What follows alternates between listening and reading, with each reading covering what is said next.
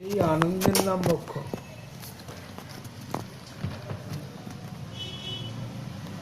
তো সেই মোক্ষ 5 প্রকার বইতে দিয়েছি, সাধন দর্শে পেয়ে যাবে। সালোক্য, সামীপ্য, সারূপ্য, শাস্তি, সাযুজ্য।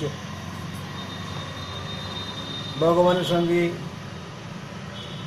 একত্রে একাসনে বসা, ভগবানের মতো ঐশ্বর্য লাভ করা, রূপ লাভ করা, সারূপ্য রূপ লাভ করা, এইসব মোক্ষ।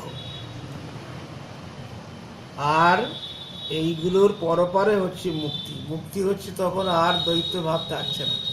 তুমি, আমি, ভগবান, আমি তোমার সন্তান, এই বোধ আর হারিয়ে যায়, তখন আর থাকে না।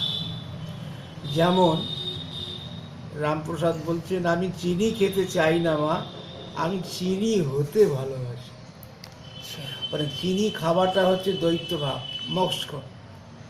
আর চিনি হয়ে যাওয়াটা হচ্ছে মুক্তি। আর চিনি খাওয়া মানে কি? চিনি খাওয়া তো শেষ হবে না, ও তো খেতেই থাকবে, ওর তো কোনো এই নেই। কিন্তু এমন একদিন আসবে যে আর চিনি খেতে ইচ্ছা হবে না। খেলতে খেলতে খেলতে খেলতে কি হয়, আমাদের পা ধরে যায়, পা ব্যথা হয়, আর খেলবো না। কিন্তু আবার পা ব্যথা এই কমে গেলে হয়ে গেলে আবার খেলতে শুরু করলাম।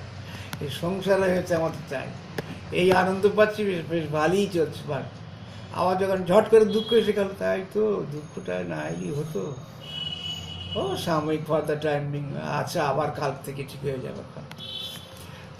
সংসার জগতে তো মুক্তিটা হচ্ছে অদ্বৈত।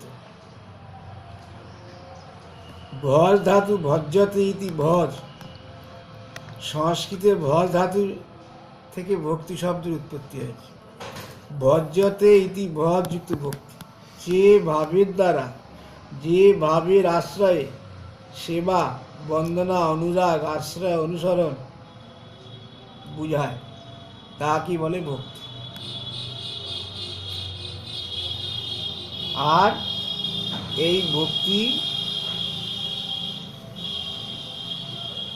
ভাবের দ্বারা, যে ভাবের দ্বারা বা যে আশ্রয়ের দ্বারা সেবা, বন্দনা, অনুরাগ, অনুসরণ ইত্যাদিকে বলা হয়, ইত্যাদি এইগুলো নিয়ে হচ্ছে ভক্তি। ব্যাসদেবের পুত্র মহর্ষি পরাশর মুনির পুত্র মহর্ষি ব্যাসদেব বলেছেন কি, যে ভগবানের পূজা দিতে, সেবা, পূজা, অনুরাগ, কীর্তন, ভজন ইত্যাদিতে অনুরাগই ভক্তি। পূজ্যগণের প্রতি পরম অনুরক্তই ভক্তি। মহাদেব কি বলেছেন ভক্তি সম্বন্ধে পার্বতীকে? পূজানা জায়তে ভক্তি ভক্তা প্রজায়তে।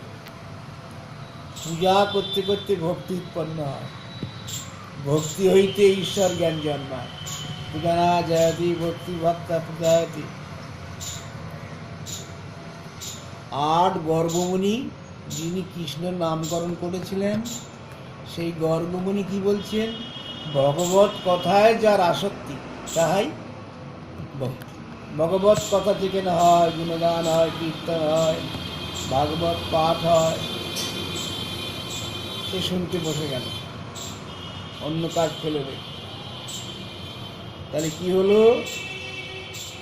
ভগবত কথায় যারা আসক্তি। কথা দিশিতিহি গারগাহা। তোমাকে বাজার থেকে মা আলু আনতে বললো, দেখো আজকে আলু বেগুন দিয়ে একটা তরকারি হবে, তুমি আলুটা নিয়ে এসো। এবার তুমি কি করেছো? বাজারে দিকে গিয়ে দেখতে এক জায়গায় কীর্তন হচ্ছে, ব্যাস তুমি কীর্তন, ব্যাগের থলিটা হাতে রইল, কীর্তন শুনতে দেরি হয়ে গেল। তুমি আলু নিয়ে এলে বটে, এবার তখন গিন্নি আলু ঝাড়বে, এতক্ষণ তুমি কী করছিলে? আলু আনতে এত দেরি হলে তো কখন আমি কী করবো? রাগ হয়ে গেল। তাহলে আমরা এরকম হবেই, ভগবত কথা যেখানেই হবে তখন অন্য কাজ ফেলে রেখে এই ভাবতে এসে যায়। আর অপরাধ নয়, মা 2 কথা শুনিয়ে দেবে, তোমার শুনতে হবে, তোমাকে কিছু করার নেই।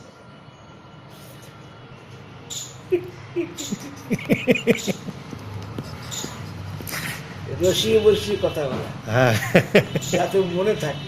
সত্যি গুরুদেব, সত্যি মনে থাকবে, তাতে হ্যাঁ গুরুদেব মনে থাকবে।